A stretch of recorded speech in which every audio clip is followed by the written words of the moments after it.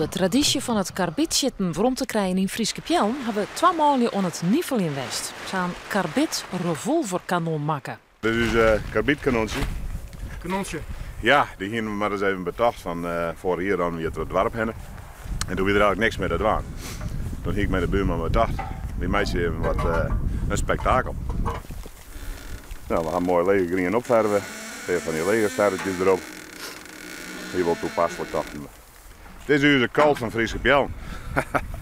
Het is al maar vrij eenvoudig, maar deze loeken we eens aan. Als het karbiet erin zit met wat water, ontsteken we de gasvlam, loeken we van afstandje aan en dan wat er boem boem boem. En dan hebben we dus nog wat erin. En dat is wel heel leuk. En ik denk wel dat het goed werkt hier. Dat zijn de blikjes erin. Kijk, dat zijn mooie niet en die hebben we opgehangen. We hebben een ijzeren speaker in wassen, zeg maar. Blikjes ophangen. Zo worden de bussen van binnen net smarig en je kan gewoon erop vullen. Met een beetje water erin.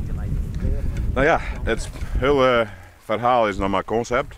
We weten dus nog net precies of het goed werkt hier. Maar dat verwacht je wel al. We hoeven net een keer de vinger op het gatje te houden. Dan hebben we er maar netjes op achter van de bus. En dan scheelt je weer een paar ham. Dus als er 4 is, als het gas, gas is, dan heb je van netjes er weer aan. En dan is het knallen.